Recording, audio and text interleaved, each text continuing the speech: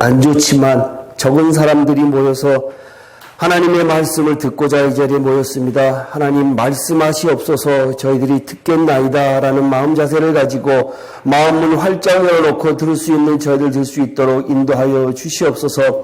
하나님을 알아간다는 것 자체가 얼마나 어렵고 인간의 머리로서 하나님을 깨닫기가 쉽지 않습니다. 하나님께서 전적으로 알려주셔야 알 수밖에 없다라는 사실을 고백을 합니다. 정말 하나님 앞에 납작하게 엎드려서 피조물로서의 역할을 하기에 부족함이 없는 저희들로 삼아 주시옵소서. 그래야지만 이 세상을 마지막 때를 살아가는 이 세상 저희들이 승리하면서 살아갈 수 있는 저희들 될 수 있도록 인도하여 주시옵소서. 전하는 자나 배우는 자나 한마음 한뜻으로 하나님의 영광 나타내는 일에 부족함이 없는 저희들로 삼아 주시옵소서. 예수님의 이름으로 기도합나이다. 아멘. 지난주에 창세기 앞으로 몇 번 더 이 아브라함에 대해서 이제 이야기를 할 건데요. 왜 그런가 하면 창세기가 믿음이라고 하는 것 자체가 굉장히 성경에서 모든 것을 다 아우르는 단어이기 때문에 믿음이라고 하는데, 지난번에 안 오시고 늦게 오셨으니까 잠깐 리뷰하고 할게요. 그러면 천국 가는 조건이라고 제가 이야기를 했거든요. 천국 가는 조건에 반드시 꼭 필요한 것이 두 가지가 해결이 돼야 된다라고 그랬거든요. 한 가지가 죄 문제가 해결되지 않으면 천국 절대 못 가요. 그 다음에 생명이 없으면 천국 못 가요. 영의 생명이에요. 죄 문제, 생명의 문제 두 가지를 다 아우르는 단어가 믿음이에요. 믿음.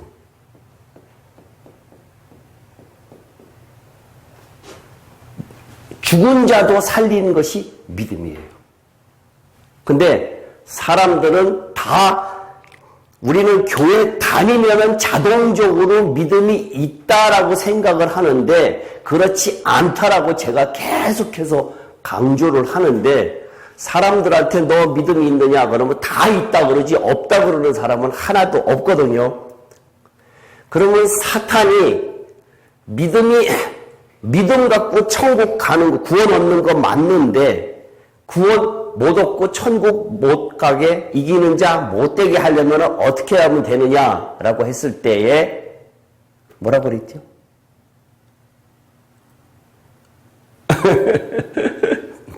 믿음이 없는데도 있는 것처럼 착각하게 만들면은 100% 다 넘어가요. 근데 믿음은 철저하게 하나님의 선물이에요. 내가 갖고 싶다 그래서 믿음을 갖는 것도 아니고 얼만큼 내가 하나님을 찾느냐에 따라서 하나님께서 우리들에게 믿음을 주시는 거란 얘기예요.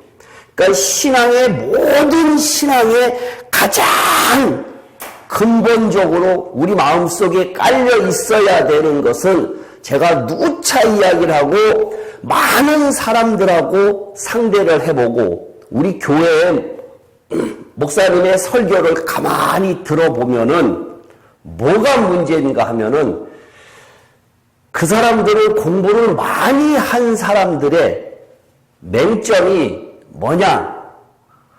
자기가 피조물이라고 하는 것을 잊어먹고 있어요.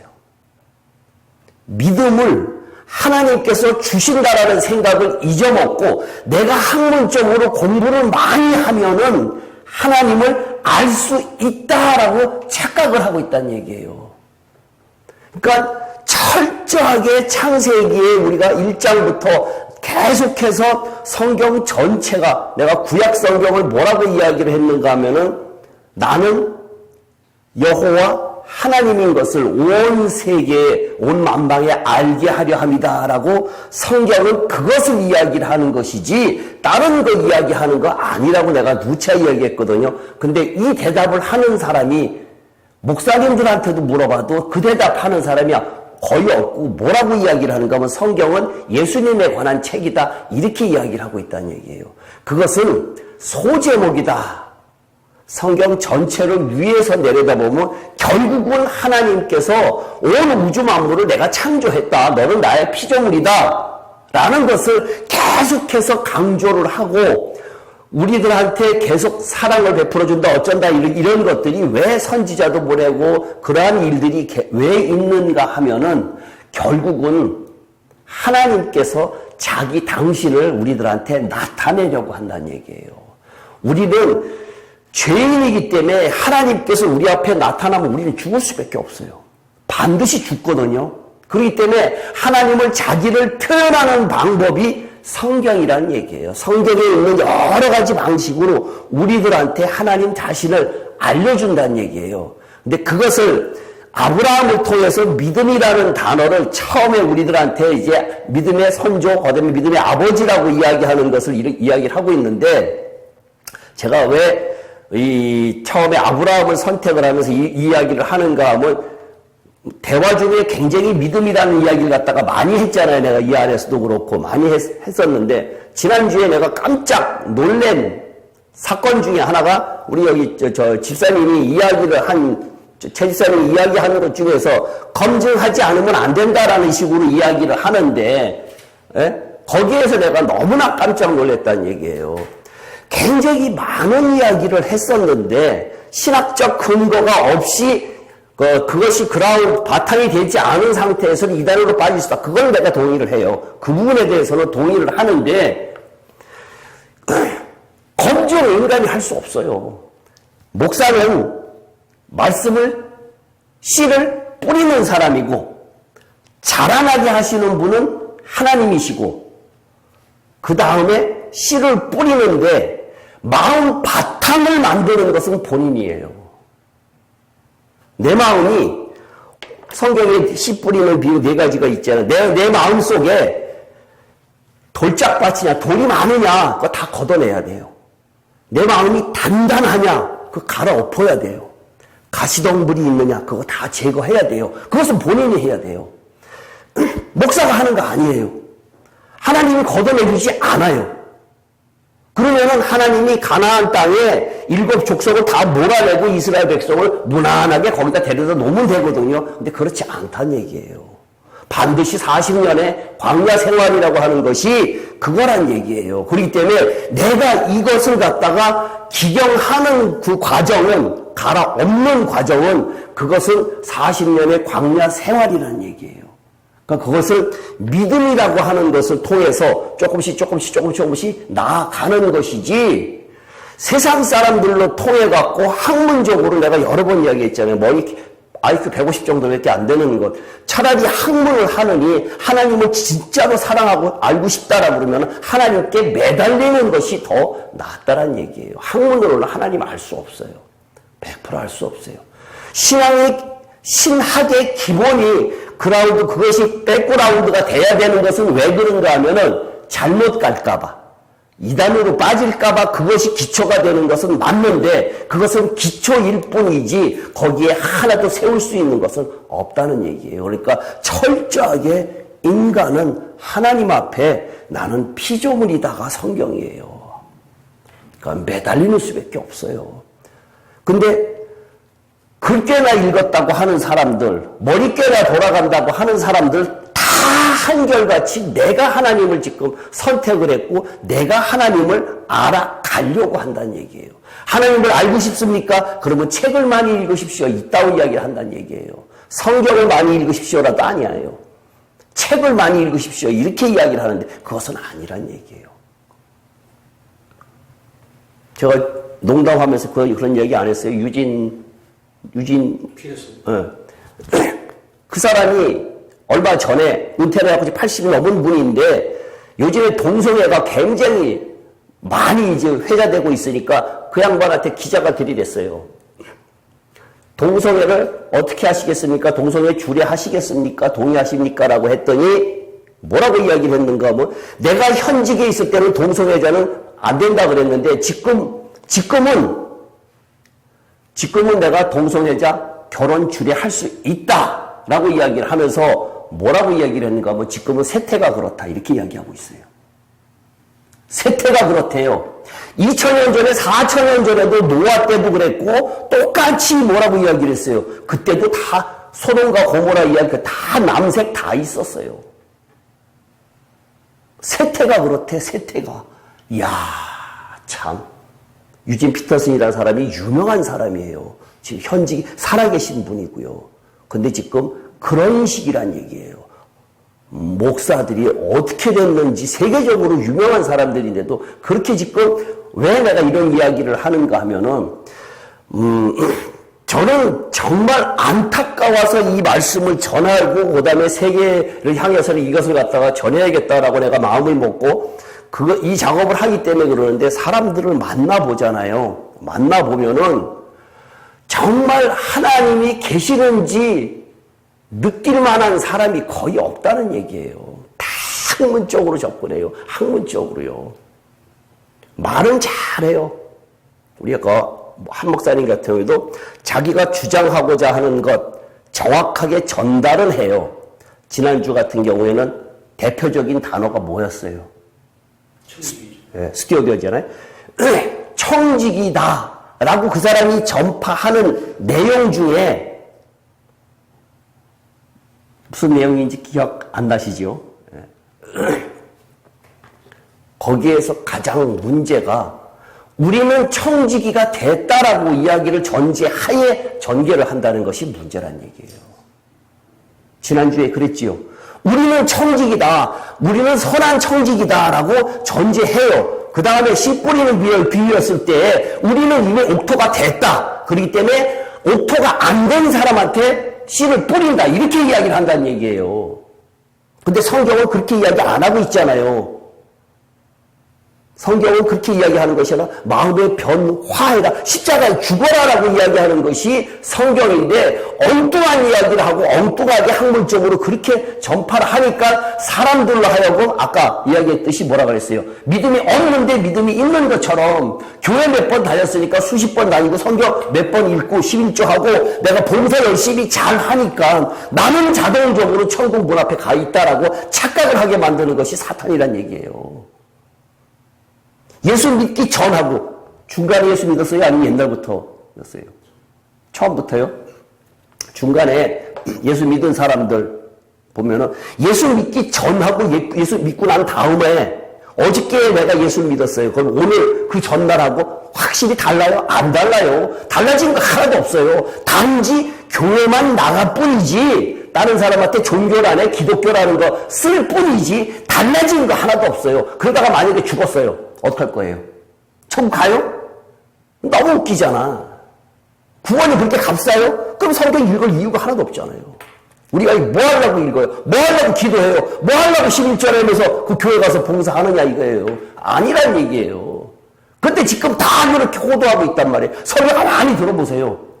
우리들은 다 구원받은 자니까 구원받은 자로서의 안 믿는 사람들한테 복음을 전파해라 이렇게 이야기하고 있다는 얘기예요. 그것이 사탄이 전략을 쓴 것이 그거란 얘기예요. 믿음이 없는데 믿음 있는 것처럼 착각하게 만드는 것이 가장 그 사람으로 그 사탄으로서 베스트란 얘기예요. 다른 전략 쓸 거 없다는 얘기예요. 그렇잖아요. 그러면 믿음 있는 사람이 어떻게 해야 되느냐가 이제 계속해서 믿음 있는 사람은 지금 우리가 은혜 시대라 그러잖아요. 지금요. 은혜 시대라고 하면 은혜라는 단어를 갖다가 표현을 갖다가 제가 뭐라고 이야기를 했는가 하면 사람들은 은혜가 뭡니까? 그러면 값없이 받은 것 이렇게 이야기해요. 그죠? 다른 할 말이 있으세요? 은혜라고. 은혜는요. 내 안에 들어와 계신 하나님이 나를 표현하고 나타내는 삶이 은혜예요. 내가 좋은 일 하는 거 은혜 아니에요. 하나님이 나로 하여금 나를 통해서 일을 하시게 하는 것이 은혜예요. 그렇지 않으면 나는 은혜하고는 관계없는 삶을 살고 있다는 얘기예요. 지금 아브라함 이 사건을 갖다가 보면서 앞으로 몇 주를 더 할 건데요. 왜 아브라함이 이 12장부터 25장까지 있는 그 아브라함의 이 사건을 왜 중요하게 다루는가 하면은 아브라함 같은 믿음의 선조들도 넘어지고 또 하나님께서 나타나고 이러한 과정을 겪으면서 결국은 이삭을 바치는 데까지 간다라고 하는 것이 신앙의 점진성, 성장성을 이야기하고 있다. 내가 계속해서 그렇게 이야기를 하잖아요. 신앙은 성장해야지 성장하지 않고 내가 어느 날 교회 나갔다 그래서 나는 다 완성된 것처럼 하는 것은 결코 아니라는 얘기예요. 그렇게 되면 사도 바울 이야기가 사도 바울이 나는 달려갈 길을 다 달려가고 라고 운동장에서 다름질하는 사람처럼 내가 상 받으려고 달려간다고 그러잖아요. 그럼 그 사람은 왜 뛰어가요? 끝나는데. 근데 우리들은 그렇지 않으면서 목사님들이 그렇게 설교 안 하는 것을 내가 들을 때 너무나 참 막 뭐라 그럴까 속된 말로 환장하겠어요. 철저하게 이것은 하나님과 우리하고의 관계의 믿음이라고 하는 것은 선물이에요. 선물 누가 선물 줘? 누가 선물 받을 자격이 있어요? 내 앞에서 사랑받는 사람한테 선물 주잖아요. 하나님한테 사랑받는 행동을 해야 선물을 받는데 이렇게 이야기하면 또 뭐라고 이야기를 하는가 하면요. 그러면 구원이 행위에 의한 거야? 이렇게 이야기한다는 얘기예요. 무식한 이야기예요. 율법 지켜야 돼요? 안 지켜야 돼요? 지켜야 하잖아요. 율법 행위예요? 아니에요? 행위잖아요. 분명히 행위예요. 그럼 조금 더 어려운 거. 하갈을 통해서 이스마엘 낳아야 돼요? 안 낳아야 돼요?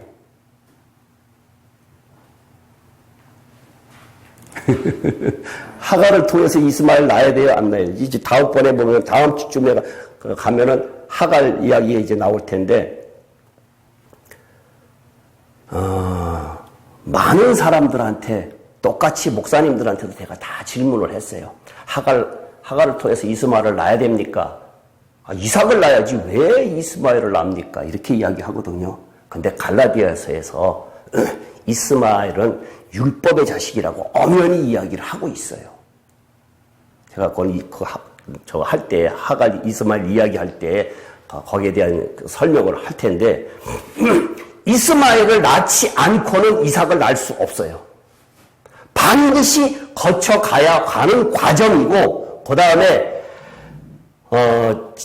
제입사님과 천년왕국에 대해서 조금 그거 하다라고 이야기를 하는데 그것은 예전에 한번 쭉 했기 때문에 내가 그냥 막 넘어간 것이었는데 천년왕국 동안이 무슨 기간이냐? 율법의 완성 기간이에요. 율법을 지키지도 못할 율법을 우리들한테 주신 것 하나님께서 장난하려고 주신 것 아니란 얘기예요. 그 율법의 완성이 예수님께서 이루었기 때문에 예수님만 이룬 것이 아니라 우리가 새 예루살렘 성에 가기 위해서 거쳐가는 곳이 천년 동안 우리의 거쳐가는 그 예수님이 통치하는 그 기간에 저 철장 권세로 다스린다라고 하는 그 말 아주 엄청나게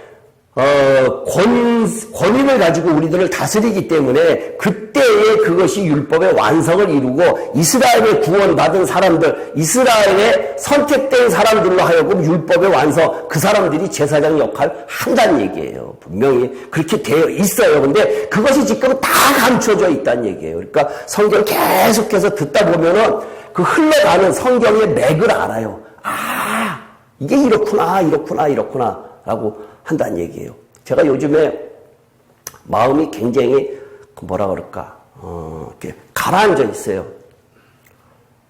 한 몇 주 전부터 그런 것을 느꼈었는데 지난주에 최 집사님이 그렇게 이야기함으로 인해서 꽉 충격을 받았어요. 내가 참 많이 충격을 받았어요. 왜 충격을 받았는가 하면은 나하고 몇 년 동안 대화를 했던 분이 너무나 나를 서럽게 했어.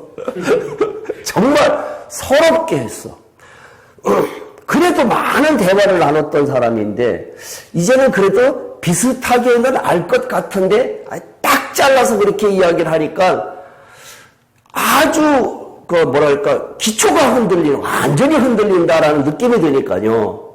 그래서 내가 참 너무 공부 많이 했다라는 생각이 너무나 강하다는 얘기예요. 공부한 거 없는데 응?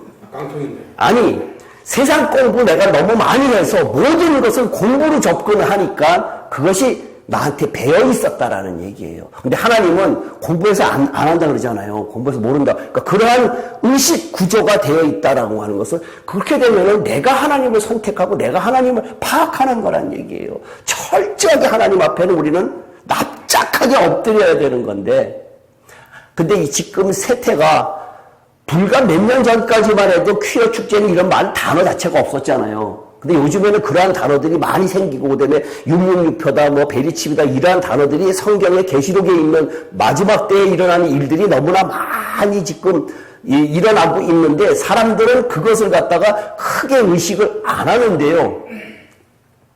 제가 외치는 것은 지금은 거의 끝에까지 다 왔다라고 계속해서 저는 그렇게 이야기를 그러한 삶을, 그러한 신앙인으로 살아라. 우리 세대에 안 오더라도 내일 오시겠다라는 신앙을 가지고 살아라라고 이야기를 하고 있는데, 성경의 눈물의 선지자 예레미야, 그때 어떻게 했어요?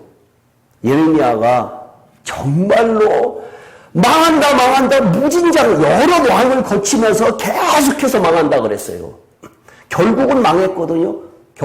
계속해서 망한다 그러니까 잡아가서 지하실에 가두고 매맞고 뭐하고 죽인다 그러고 엄청나게 그래도 망한다. 그래 눈물의 선지자 예레미야라 그러잖아요.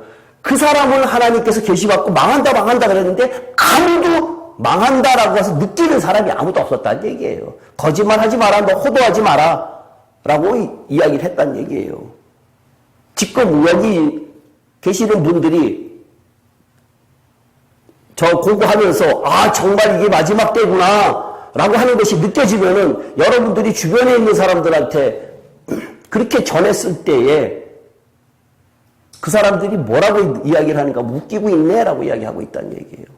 지금 자본주의, 돈의 논리가 왜 세상을 지배하고 있느냐. 저 그 이유 분명히 알고 있어요. 성경적으로. 요한계시록 18장에 물질적 바벨론의 멸망이라고 하는 그것이 거기에 분명하게 적혀 있기 때문에 이 세상을 누가 지배하고 있느냐? 사탄이 지배하고 있다. 뭘로 지배하고 있느냐? 돈이란 얘기예요.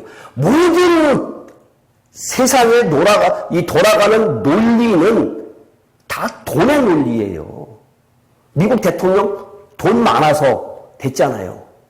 명예도 그렇고 저것도 그렇고 다 마찬가지로 돈의 논리로 다 넘어지게 되어 있어요. 그러니까 성경은 그걸 갖다가 절대로 하나님과 재물과 같이 겸하여 섬길 수 없다라고 딱 자르잖아요. 반드시 돈 손에 가지면 안 돼요. 재밌는 이야기를. 어린 애들 요만한 한 2-3살짜리 애가 뭘 갖고 놀아요. 갖고 노는데 그것을 뺏으려고 하면 어떻게 뺏는 줄 알아요? 확 뺏으면 울어요. 어떻게 뺏어요? 안 켜봤으니까. 하도 오래돼갖고. 다른 거 주면 그거 놔요.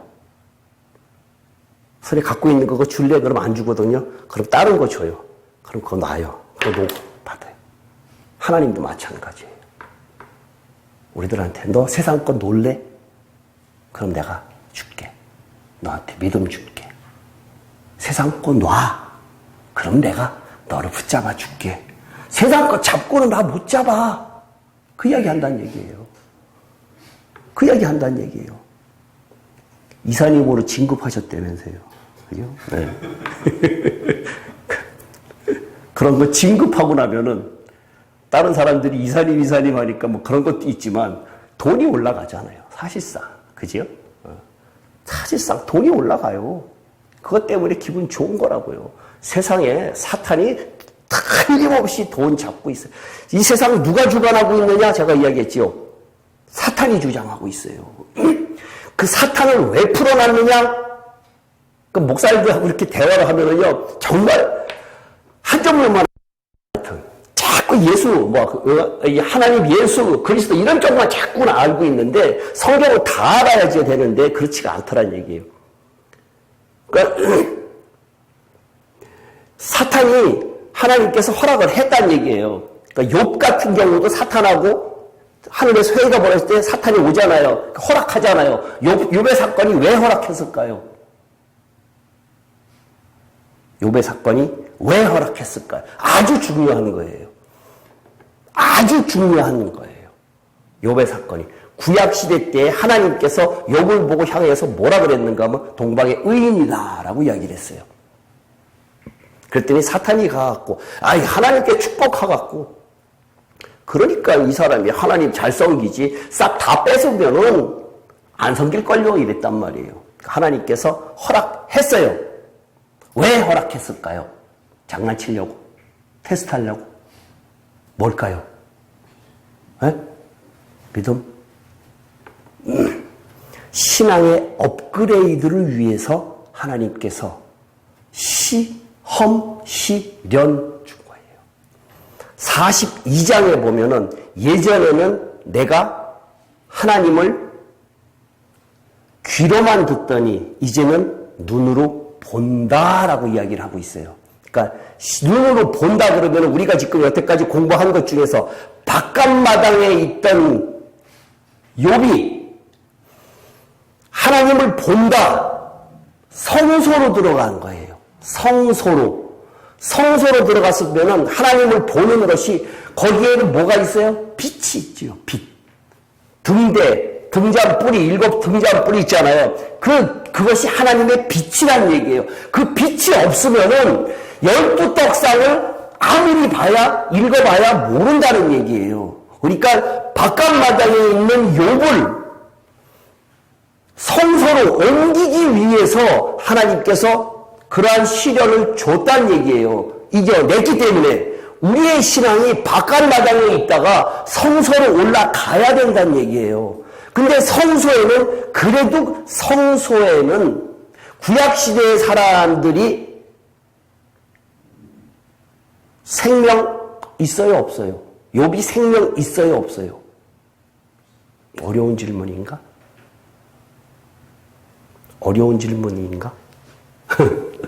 바깥마당, 성소, 지성소 이렇게 있잖아요. 지성소에 가야 하나님이 계시다 그랬잖아요. 우리의 목표는 지성소가 목표예요.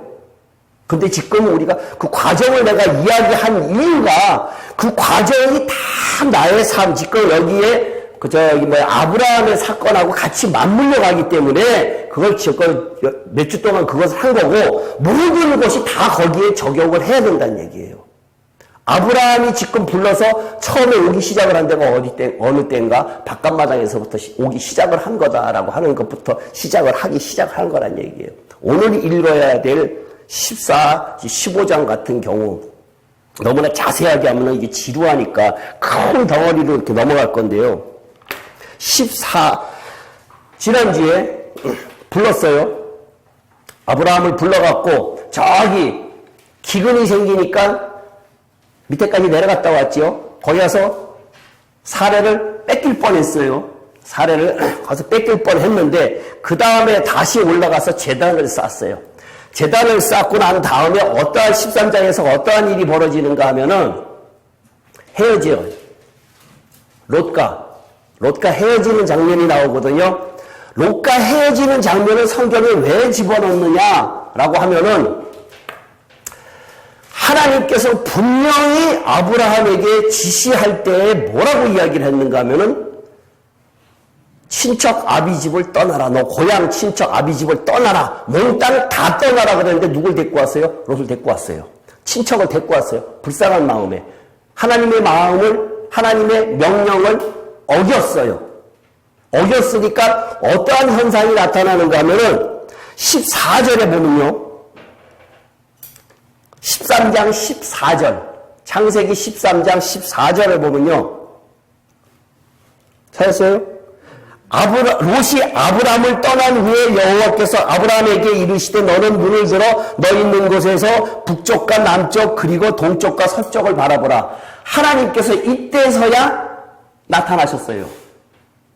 이때 나타난 것이 세 번째 나타나신 거예요. 아브라함한테. 제일 처음에는 우르에서 나타나셨고, 그 다음에 제단을 쌓고 가나안 땅에 왔을 때, 여기 12장, 7절에 아브라함에게 나타나 이르시되 내가 이 땅을 내 자손에게 주리라. 두 번째 나타나신 거고요. 오늘 여기에 한 것이 하나님께서 명령을 한 것을 그때 그 전에는 이 아내를 뺏기고 뭐하고 이럴 때도 안 나타나셨어요.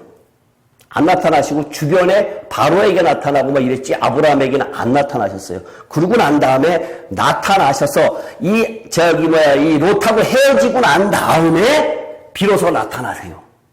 하나님께서는 앞으로도 계속 볼 텐데 두 번 이야기 안 하세요. 한 번 이야기 하세요.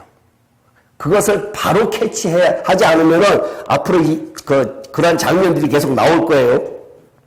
세 번째에서 나타나셔서 보이는 땅을 내가 너와 내 자손에게 주리니 영원히 이루리라. 보이는 땅이 어떤 땅이지요? 가나안 땅이죠. 보이는 땅을 주겠다. 왜 자꾸만 하나님께서 아브라함에게 땅을 준다 그래요, 땅. 땅을 준다 그러는데 그 땅을 주겠다라고 하는 의미가 뭘까? 땅 기껏 해봐야 100만 평, 200만 평, 300만 평 받았다가 치면은 그게 내가 죽고 나면 아무 소용 없잖아요.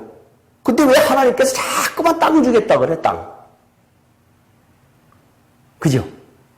그 뭐 아무짝에도 내가 살아있을 때 뭐 기껏 해봐야 몇십 년 사는 때 그때 마음 편하게 호가호식하고 그거 하냐? 그것 때문에 아이고 하나님 감사합니다. 아니죠. 이사님 네. 땅. 네. 네? 왜 땅 몇 평 받아서 뭐예요? 근데 계속해서 내가 너 보이는 땅을 주겠다, 땅을 주겠다, 네 자손에게 주겠다라고 계속해서 그 이야기를 하고 있거든요. 그 땅의 의미가 뭐냐 이거예요. 그 땅의 의미가. 그 땅의 의미가 지난주에 나한테 컴플레인한 천년왕국을 이야기를 하는 거란 얘기예요. 그 땅이 천년왕국이 하늘에 있는 것이 아니라 천년왕국은 이 지상에 있어요. 지상에 있고 지상에 거기에 수도가 가나안 예루살렘에 있는 곳이 수도가 된다는 얘기예요. 이제 그러니까 땅 하고 그것이 영원히 주겠다라고 하는 그 의미고 그 다음에 그것이 어디로 옮겨가느냐 하면은 새 예루살렘성 거룩한 성 새 예루살렘성 이 지구는 없어지고 그 다음에 거기 간다. 영원한 곳을 내가 너와 함께하는 그곳이다 라고 하는 것이 땅이란 얘기예요. 1차적인 것은 천년왕국이고 그 다음에 이 땅에 있는 이거고 2차적인 것은 새 예루살렘 성을 이야기를 한다는 얘기예요. 근데 공상과학영화 머릿속으로 하지 마시고요. 영적인 부분이다라는 것을 염두에 두세요. 우리가 알 수 있는 것은 우리가 봤던 것, 우리가 상상할 수 있는 것에 자꾸만 국한하니까 조금 오해할 수 있는 여지가 있기 때문에 영적인 부분입니다라고 내가 이야기하는데 이 땅에 있는 것은 천년왕국이 있는 것은 맞아요. 그것은 그때는 이사야서라든가 이럴 때 사자하고 이리하고 같이 놀고 어린아이가 사자 같이 놀고 뱀하고 같이 놀고 이러한 장면이 있잖아요. 그때 언제예요 그러면은? 사자도 있고 이 뱀도 있고 백세 주문사가 어린아이다라고 이야기하고 있는 그때가 언제냐 이거예요. 그런 성경을 어떻게 해석을 하겠냐 이거예요. 지금은 아니잖아요 분명히. 그죠? 사자가 풀을 뜯거든요.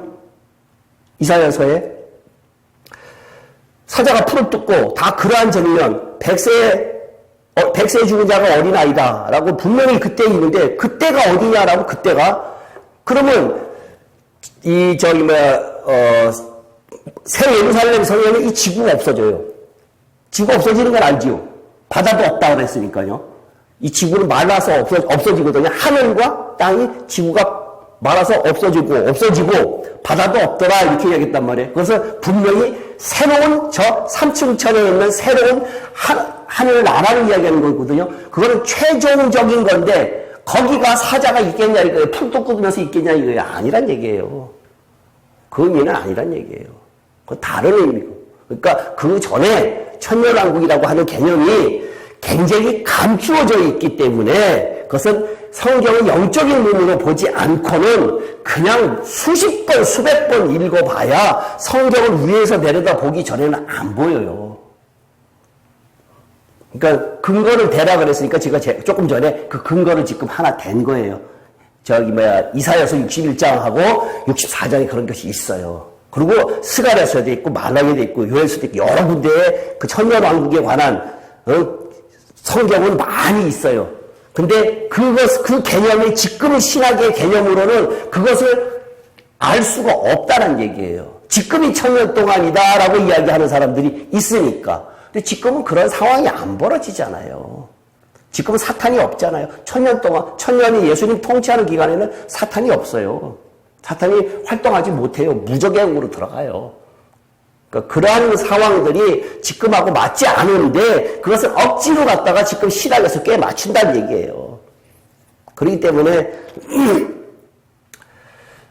재작년에 이렇게 한 번 했거든요. 네. 근데 연세가 있으시니까 제가 이해할게요.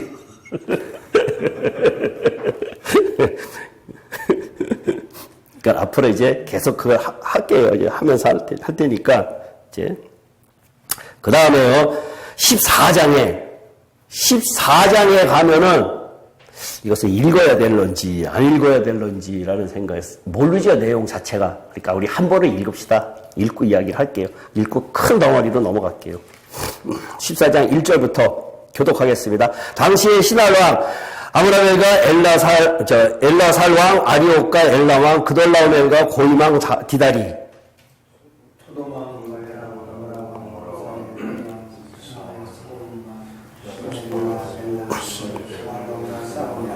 크게 읽으세요. 이들이 다 시딤 골짜기 곧 지금의 여매에 모였더라. 이들이 12년 동안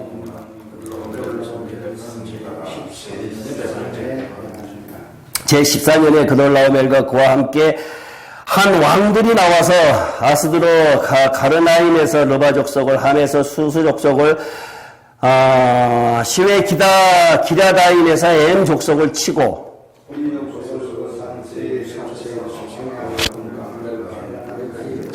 그들이 돌이켜 엠미스밭 곧 가데스에 이르러 아말렉 족속의 온 땅과 하사돈의 다말에 사는 아모리 족속을 친지라.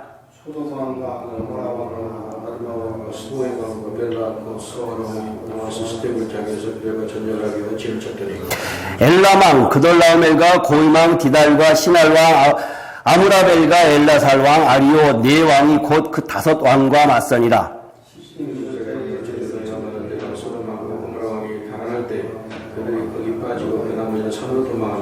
네 왕이 소돔과 고모라의 모든 재물과 양식을 빼앗아 가고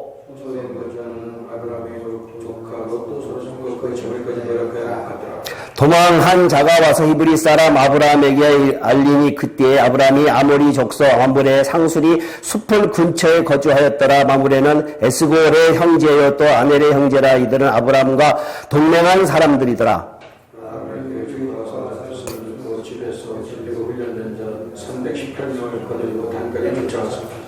그와 그의 가신들이 나누어 밤에 그들을 쳐부수고 다메섹 왼편 호박까지 쫓아가 모든 빼앗겼던 재물과 자기의 조카 롯과 그의 재물과 또 부녀와 친척을 다 찾아왔더라.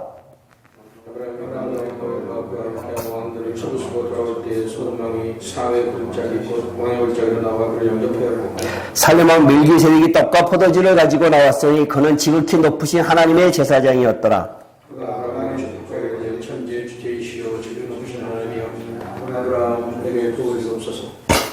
너희 대적을 내 손에 붙이신 지극히 높으신 하나님을 찬송하리로다 하매 아브라함이 그 얻은 것의 10분의 1을 멜기세덱에게 주었더라.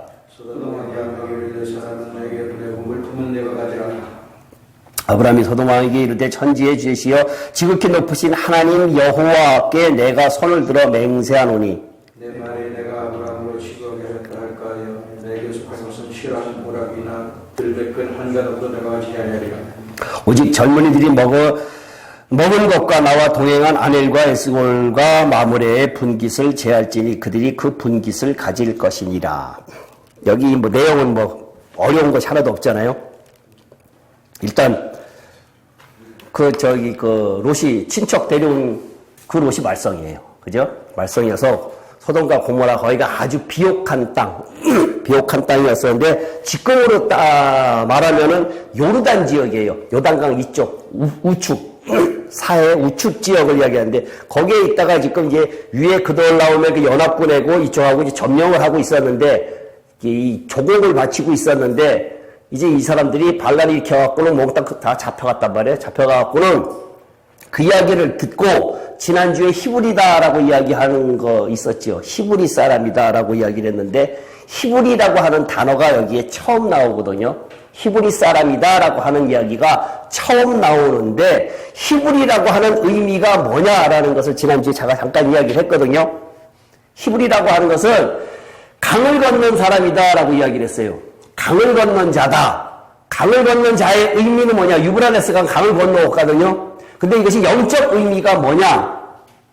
우리가 침례받는 의미예요. 침례. 그러니까 우리가 지금 세례 하는데, 세례는 이거는 카톨릭에서 약식으로 만들어 놓은 거기 때문에 세례인데, 원래의 의미는 침례예요. 그러니까 강을 건넌 자들은 침례받은 자다. 완전히 세상과 동떨어서 이제는 완전히 이 성경에서의 강의 중요성은 굉장히 이 요단강도 있고, 이 홍해도 있고 이렇잖아요. 그게 중요하거든요. 그러니까 강을 건넌 자다. 그러니까 일단은 내가 세상에서 나의 옛 것은 다 죽었다. 죽고 부활했다라고 하는 의미이기 때문에 히브리 사람의 의미는 하나님께서 내가 너를 선택해 내었다. 세상에서 끄집어 내었다라고 하는 의미란 얘기예요. 히브리 사람이다라고 하는 의미는요. 이 사람들이 이제 그랬는데 이 아브라함이 318명을 데리고 그 사개국 연합군을 잡으러 가고 싸워서 이기고 왔어요. 도무지 318명 가지고 저기 다메섹까지 쫓아 올라가고 한 몇백 킬로를 쫓아갔어요. 한 500킬로 이상을 쫓아가고 그 사람들한테 조카롯을 데려왔어요. 데려왔을 때에 데려오면서 누가 나타났는가 하면은 멜기세덱이다라고 하는 엉뚱한 멜기세덱이 나타나는데, 이 멜기세덱이라고 하는 이것이 굉장히 논란이 많고, 보통 목사님들이 이 멜기세덱 이야기할 때에 무슨 주제로 이야기를 하는가 하면은 11조 주제에 가장 첫 번째 이야기를 할 때에 11조가 여기서 가장 먼저 나왔다 그래갖고는 11조 이야기할 때에 빼먹지 않는 성경 구절이 이 멜기세덱 이야기예요. 근데 멜기세덱 이야기가 11조를 이야기하는 것이 아니라 떡과 포도주를 싸워서 이기고 돌아온 자들에게 떡과 포도주를 줬다라고 이야기를 하고 있는데 318명을 데리고 나와갖고 그 사람들하고 싸워갖고 개선장구처럼 다 뺏어갖고 지금 돌아오고 있을 때는 이미 싸워서 이겼을 때는 먹을 거 충분히 다 먹은 상태예요. 그죠? 다 먹은 상태로 이 사람이 돌아오는데 그때 멜기세덱이라고 하는 사람이 살로망 멜기세덱이 나타나서 떡과 포도주를 줬다라고 하는 영적 의미는 떡과 포도주가 뭐냐 이거예요. 떡과 포도주. 신약적인 해석. 예수님의 살과 피를 이야기를 한다는 얘기예요.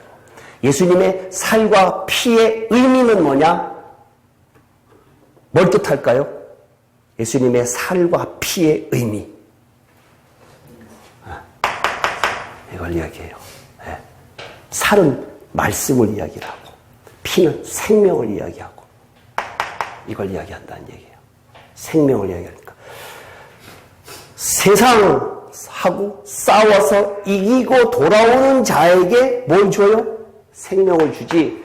사탄에게 진 사람한테는 떡과 포도주를 안 줘요. 우리가 상식적으로 생각을 할 때 생명을 줘서 싸워서 이기게 하면 좋지 않습니까? 라고 이야기를 하잖아요. 그죠?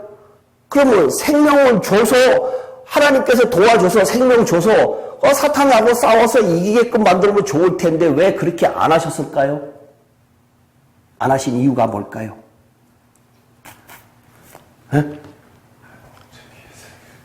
에?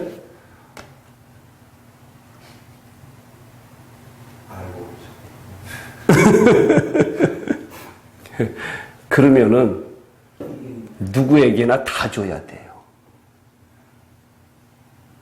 누구는 주고 누구는 안 줄 수 없잖아요. 누구는 이기게 만들고 누구는 지게 만들 수 없잖아요. 그죠? 무슨 말인지 이해가 안 가요? 누구에게나 다 이기게 해줘야 된다는 얘기예요. 떡과 포도주를 다 준다 그러면 전 세계에 예수 믿는 사람들에게 다 줘야 된다는 얘기예요. 그러면 나는 왜 안 줍니까? 라고 이야기할 수 있잖아요. 그러니까 다 줘야 된다는 얘기예요. 그러면 하나님의 논리가 안 맞는다는 얘기예요. 싸워서 이기는 자에게 내가 생명 주겠다라고 하는 거란 말이에요. 그렇잖아요. 그죠? 네. 여기에 이 의미가, 그러니까 우리는 반드시 사탄을 싸워서 이겨야 되는 대상이지, 우리가 거기에 져서는 안 돼요. 근데 우리가 이길 수 없으니까 318명을 데리고 하나님께서 지극히 높으신 하나님의 제사장님 20절에 보면은 어떻게 되어 있어요? 너희 대적을 내 손에 붙이신 지극히 높으신 하나님을 찬송할지로다 라고 이야기를 하고 있거든요. 그러니까 누가 간섭했어요? 하나님께서 간섭하셨어요. 하나님께서 간섭하셔서 이기게끔 만들어 주셨어요. 하나님께서 간섭하셨거든요. 철저하게 하나님을 의뢰했을 때에 지극히 높으신 하나님께서 이것을 내 손에 붙였다라고 이야기를 하고 있다는 얘기예요. 그러니까 아브라함이 자기가 318명 가지고 가갖고 그 많은 군사들을 이길 수가 없어요. 그러니까 우리의 싸움은 철저하게 하나님께서 허락하신 싸움을 할 때에만 이긴다는 얘기예요. 그러니까 우리 임의대로 하면은 이길 수 없어요. 그 다음에요. 15장에 넘어갈게요. 이후에 여호와의 말씀이 환상 중에 아브라함에 임하여 이르시되 아브라함아 두려워하지 말라 나는 내 방패여 너의 지극히 상금이라. 환상 중에 나타났어요. 환상 중에 나타나셨는데 아브라함이 두려워하지 말라 나는 내 방패여 너의 지극히 큰 상급이니라. 하나님께서 어떠한 모습으로 나타나셨어요? 여기서는 네? 어떠한 모습으로 나타나셨어요? 방패여 너의 지극히 상급이니라 라고 나타났는데, 그러면은 17장 한번 보세요. 17장 1절 한번 보세요. 17장 1절에는 뭐라고 되어 있는가 하면 아브라함이 99세 때에 여호와께서 아브라함에게 나타나서 그에게 이르시되 나는 전능한 하나님이다. 그때 상황에 따라서 앞으로 행해야 될 것 때에 그 전에 하나님이 무엇으로 나타나시느냐를 잘 보셔야 된다는 얘기예요. 전능한 하나님이다라고 이야기할 때에는 언제 나타나셨냐면 99세에 나타나셨어요. 앞으로 내가 전능한 일을 행할 거니까 라고 이야기를 17장에서 그러는데, 여기에는 뭐라고 하냐, 방패요 너의 지극히 상급이니라. 방패라고 하는 히브리어의 원어에는 보호자다라고 하는 뜻이 있고, 그 다음에 상급이다라고 하는 말의 히브리적 원어에는 어떠한 의미가 있는가 하면은 내가 너한테 먹을 걸 준다, 생계를 책임져 준다라는 그러한 말이 포함이 되어 있어요. 방패여 너의 지극히 상급이니라. 근데 왜 지금 15장의 1절에는 왜 방패여 상급이니라라고 그러한 모습으로 나타났을까요? 나타난 이유. 네? 우리 오이사님, 오집사님, 이유가 뭘까요? 그러니까 성경 보는 방법이에요. 그렇게 보여 성경이 재밌어요. 따지고 듣는 것이. 왜 그랬을까? 그 바로 위에 뭐라고 돼 있어요? 아브라함아 두려워하지 말라. 그러니까 지금 상태가 어때요? 두려운 상태지요. 왜 두려웠을까? 두려운 이유가 뭘까? 내가 처음에 계속 이야기했거든요, 지금. 조금 전에. 318명 갖고 사개국 연합군을 쳐부시고 왔어요. 갔다 오고 난 다음에 내가 무슨 짓 한 거지 이거. 318명 몇 명 안 되잖아요. 거기는 4개국이에요. 그죠? 4개국. 거기 갖고 롯을 뺏어갖고 왔어요. 쳐부시고. 그리고 와서 가만히 보니까 롯 돌려보내고 가만히 보니까 아이고 이거 큰일 났네 이거. 걔네들 다시 쳐들어오면 나는 완전히 죽었다. 떨고 있다는 얘기예요. 그죠? 이제 이해가 가세요? 네? 네. 성경 그렇게 봐야 재밌어요. 떨고 있어요. 두려워하면서. 근데 내가 두려워하지 말아라. 내가 너를 보호해 주겠다. 내가 너를 모든 생계 이런 거 다 내가 책임져 주겠다. 라고 하나님이 나타나신 거란 얘기예요. 하나님은 그러한 장면을 우리 속마음까지 다 읽고 계신다는 얘기예요. 그러니까 우리의 삶에서 하나님과 이게 아브라함 이야기가 아니라 내 이야기라는 얘기예요. 내 이야기. 우리의 삶에서 이러한 상황이 있을 때에 내가 두려워할 이유가 없다는 얘기예요. 하나님께서 내가 철저하게 하나님을 신뢰를 하고 하나님께 맡기면은 그 하나님께서 나는 너의 방패다. 나는 너의 상급이다. 라고 나타나 주신다는 얘기예요. 그 하나님을 믿으란 얘기예요. 그 하나님, 그때그때 상황 따라서 우리에게 나타나시는 그 하나님, 내가 전능자로 나타나시느냐, 아니면 방패로 두려워할 때, 내가 골방에서 떨고 있을 때에, 그때에 내가 너를 보호자로 나타나시느냐, 그러한 하나님을 찾아가는 얘기예요. 그러면서 아브라함이 이르되 주 여호와여 무엇을 내게 주시려 하나이까 나는 자식이 없사오니 나의 상속자는 이 다메섹 사람 엘리에셀이니이다. 아브라함이 또 이르되 주께서 내게 씨를 주지 아니하셨으니 내 집에서 길린 자가 내 상속자가 될 것입니다. 요 두 절을 가만히 보고 있으면은 요 2절에 아브라함이 하나님께 항변을 해요. 볼멘 소리를 해요. 가만히 보면은 문맥상 가만히 보면은 여호와여 내가 뭘 주시려고 합니까? 나는 자식이 없사오니 나의 상속자는 이 다메섹 사람 엘리에셀이니이다. 그러니까 이 사람이 이 아브라함이 뭐 때문에 볼맸어요? 자식이 없어요. 결혼한 지 오래됐는데 자식이 없어. 그러면서 하나님이 나한테 씨를 주시지 않았으니까 나는 다메섹 사람, 내 종 엘리에셀을 나의 상속자로 삼겠습니다.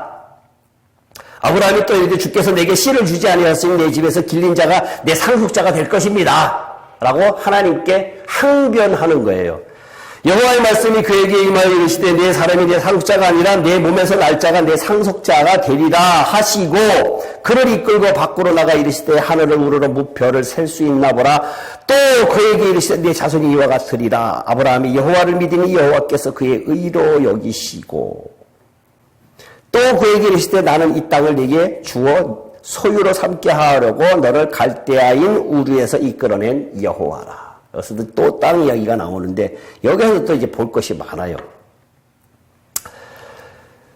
내 몸에서 날짜가 상속자가 된다라고 하면서 무뼈를 셀 수 있나 보라. 그에게 이르시되 내 자손이 이와 같을 것이다 라고 이야기를 하고 있는데 여기에 자손이라고 하는 단어가 한국말에도 자손이라고 단수로 쓰여져 있고 영어 본문에도 seed라고 단수로 쓰여져 있는데 갈라디아서 3장 16절을 한번 볼까요?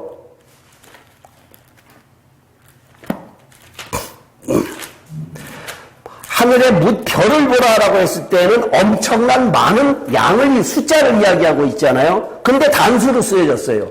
이것이 오타가 아니라 갈라디아서 3장 16절에 보면은 이 약속들은 아브라함과 그 자손에게 말씀하신 것인데 여럿을 가리켜 그 자손들이라 하지 아니하시고 오직 한 사람을 가리켜 내 자손이라 하였으니 곧 그리스도다. 사도 바울이 이때서부터 무려 1500여 년 후에 이때 아브라함하고 하나님과의 약속하신 것을 찾아내서 해석을 했어요. 이 바울이 그렇게 이것은 단수로 쓰여진 것이 자손들이라 하지 않고 자손이라 한 것은 그리스도를 뜻합니다라고 이야기를 갖다가 사도 바울이 해놓지 않았으면은 이 15장에 있는 이 자손이다라고 하는 의미는 오타다라고 생각할 가능성이 많다는 얘기예요. 무뼈를 말하라고 했으니까 엄청난 많은 숫자를 이야기를 하고 있는데 그 숫자가 그리스도를 이야기하라고 이야기를 하고 있으니까 아브라함을 통해서 그 자손이 아브라함의 자손을 통해서 그리스도가 나는 것을 갖다가 예언하는 것도 마찬가지고 그 다음에 믿음을 통해서 아브라함이 믿음의 조상이니까 믿음을 통해서 그리스도를 맏아들로 그 후손 아들들이 태어날 거다라는 것을 갖다가 미리 암시하고 계신 거란 얘기예요. 그리스도를 통해서 그리스도가 처음에 뭘로 오셨다 그랬죠? 독생자로 오셨다 그랬죠. 그 다음에 나중에는 맏아들이 부활하시고 난 다음에는 맏아들이 오셨다 그랬어요. 맏아들이 온다 그랬을 때는 그 밑에 형제들이 쭉 있다라고 하는 이야기를 했잖아요. 그러니까 이거 마찬가지로 자손이라고 하는 것은 그리스도다라고 이야기하는 의미가 그렇고, 그 다음에 요한복음 20, 그러니까 여기에 예수라고 이야기하지 않고 그리스도라고 이야기를 했고요. 요한복음 20장 31절을 갖다가 제가 누차 이야기를 하는데, 20장, 이 책을 쓴 목적, 성경을 쓴 목적, 요한복음을 쓴 목적이다 그래서 뭐라 그럴까? 예수를 하나님의 아들 그리스도이심을 믿게 하기 위해서, 그 믿음 가지고 생명 얻기 위해서라고 이렇게 했단 말이에요. 거기서 또 그리스도가 나오잖아요. 그러니까 예수하고 그리스도하고 의미가 틀리다는 얘기예요. 그리스도의 의미는 성령의 의미가 있고, 예수라고 하는 것은 죄사함, 육신으로 오신 죄사함의 의미가 있다는 얘기예요. 의미가 달라요. 그러니까 예수가 하나님의 아들 그리스도가 됐다라고 하는 것은 부활하신 예수가, 부활하신 그리스도가 그 성령이 우리들로 하여금 그 믿는 믿음 가지고 뭘 준다? 생명을 준다는 얘기예요. 믿음 가지고 생명을 준다라는 얘기예요.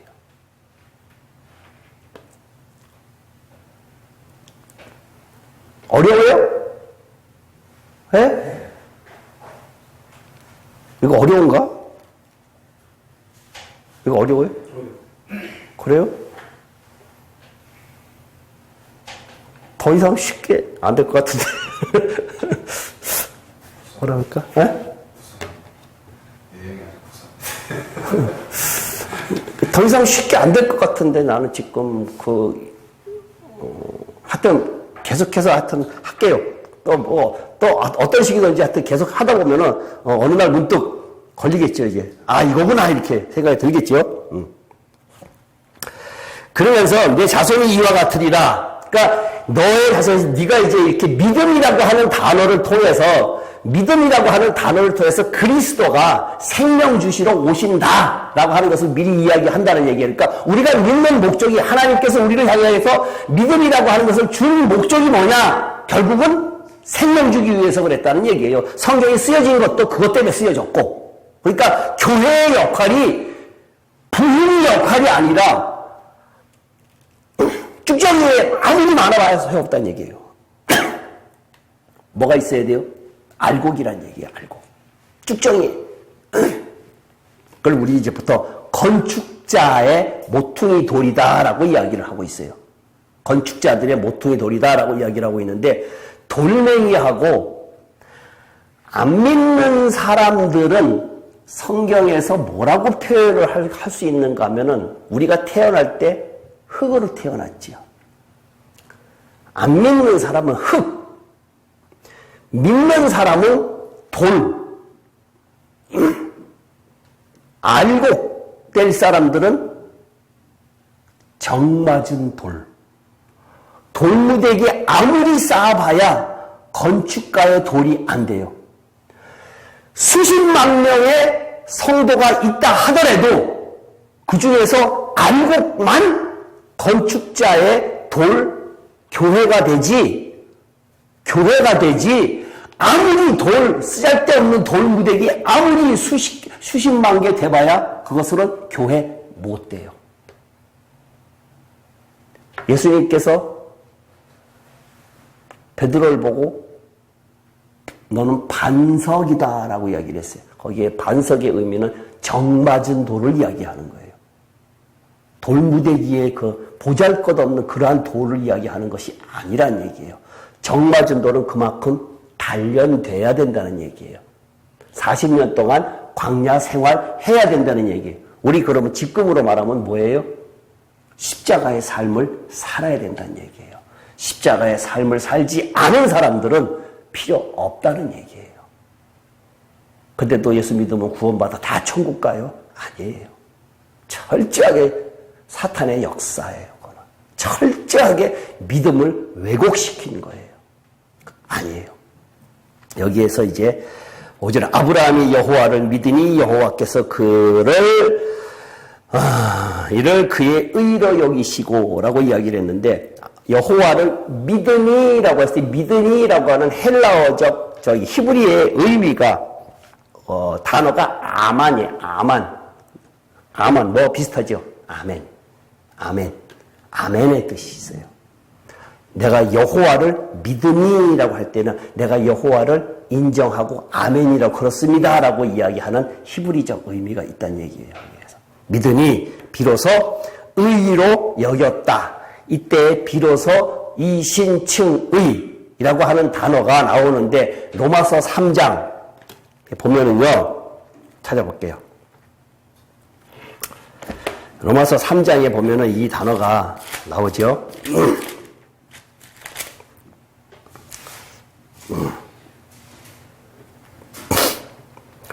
26절, 27절, 28절 세 역절을 읽을게요. 제가. 곧 이때에 의로우심을 나타내서 자기도 의로우시며 또한 예수를 믿는 자를 의롭다 하려 하심이라. 그런즉 자랑할 데가 어디냐 있을 수가 없느니라.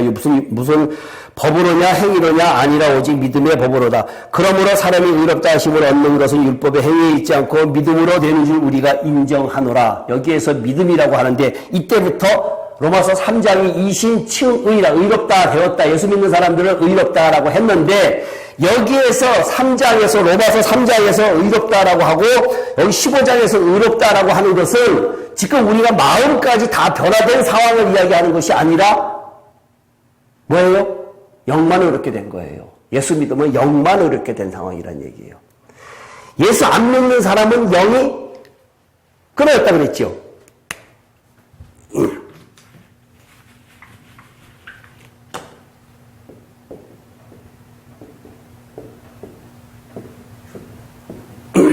이게 세계가 다 구원받아야 되는데 영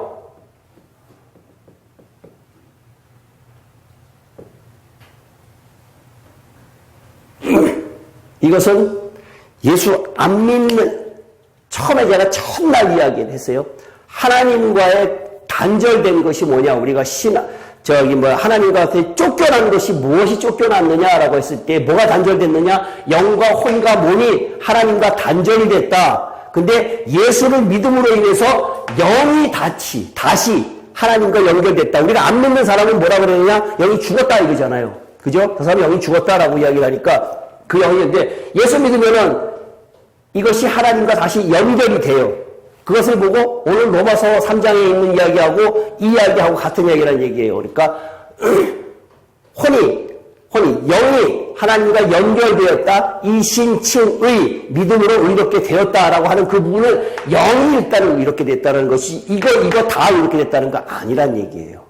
이것이 이렇게 되려고 하면은 이것은 다 로마서에서 4, 5, 6, 7장 이거 다 지나가야 돼요. 4, 5, 6장까지 가야 되고 7장까지 가야 되고 그래야지 영화롭게 된다라고 성화를 거쳐서 영화롭게 된다, 거룩하게 된다라고 하는 단어가 거기에서 다시 거기까지 가야 되는데 지금은 이것을 로마서 3장에서 지금 머물러 있다는 얘기예요. 그러니까 이것이 지금 15장의 이야기가 아브라함의 이 이야기가 여기에 이야기하는 거라고. 이신칭이라는 단어가 지금 교회에서 우리는 이렇게 됐다라고 이야기를 무진장 많이 하잖아요. 그 이렇게 된 것이 우리가 사실상 아까도 내가 질문했지만 어저께 예수 믿었는데 오늘 내가 이렇게 된 거 아니잖아요. 그렇잖아요. 앞으로 계속 가야 되는 거거든요. 그러니까 의롭게 된 것이 이신칭의가 뭐냐 이걸 이야기하는 것이지 다 이야기하는 거 아니란 얘기예요. 이 변화는 로마서를 갖다 거치고 쭉 다 거치고 나서 요한 1, 2, 3서까지 거친 사람이 혼이 변화되거든요. 그 사람에 한해서 요한 계시록의 완벽한 몸의 구원을 이야기를 하고 있다는 얘기예요. 그 성경 크게 이야기하면 이것은 요한복음에서 이야기를 해요. 요한복음.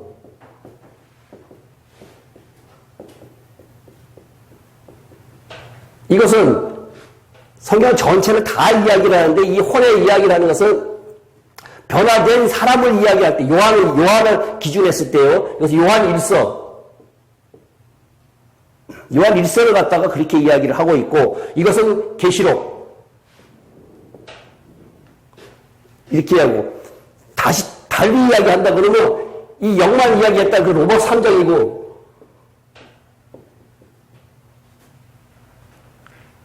혼에 변화되는 것.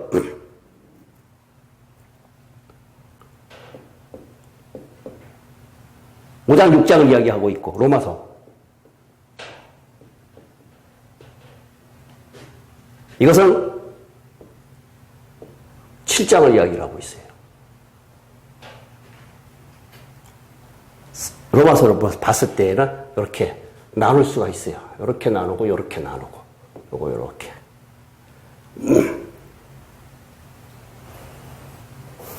그러니까 아무 성경을 갖다 놓고 요한 1서를 갖다 놓고 이거처럼 이야기하면 안 된다는 얘기예요. 계시록에 있는 성경을 갖다가 성경 가만히 보면 설교하는 사람들이 여기저기 거가 다 끄집어내 갖고 이야기를 하는데 상황이 다른 것을 가지고 성경이 비슷하다 그래 갖고 거기다 갖다 끄집어내 설교를 하는 사람들이 많은데 그거는 굉장히 잘못된 성경 기전을 갖다가 인용한 거란 얘기예요. 이런 것들을 알지 않고 했기 때문에 그러한 현상들이 일어난다는 얘기예요. 내면 깊은 의미가 없기 때문에. 이것은 가장 초보적인 것. 영만 구원받는 사람 있어요? 네? 영만 구원 사람이 어디 있어라고 이야기를 또 하려고 그러죠. 영만 구원받는 사람 있어요? 성경에 찾았잖아요. 고린도서 5장 5절 봐요. 크게 한번 읽어보세요. 고린도서 5장 5절. 영만 구원받는 사람이 있어요. 그 목사님들한테도 이야기하면은 목사님들도 그런 게 어디 있어요? 라고 이야기를 해요. 아주 크게 반박해요. 이단 아니에요? 라고 이야기를 하는 사람이 있어요. 5장 5절 보세요. 크게 읽어보세요. 이런 자를 사탄에게 내어주었으니 이는 육신은 멸하고 영은 주 예수의 날에 구원을 받게 하려. 주 예수의 날이 언제예요? 마지막 날이에요. 영만 구원받는 사람 있어요. 영만 구원받는 사람. 가장 부끄러운 구원받는 사람들을 이야기하는 거예요. 가장 부끄러운 구원받는 사람들. 우리의 목표는 영만 구원받는 것이 아니라 완전한 구원, 이기는 자, 후사, 아들, 교회, 신부 다 같은 이야기, 비슷한 이야기예요. 표현만 다르다 뿐이지 다른 것은 다 종착역은 다 같은 걸 이야기를 하는 거라는 얘기예요. 비슷비슷해요. 후사라고 이야기하는 것, 신부라고 이야기하는 것, 알곡이라고 이야기하는 것, 참열매라고 이야기하는 것, 그 다음에 아들이라고 이야기하는 것, 이기는 자라고 이야기하는 것, 이런 것들이 다 비슷해요. 완전한 구원이라고 이야기하는 것들이 다 그래요.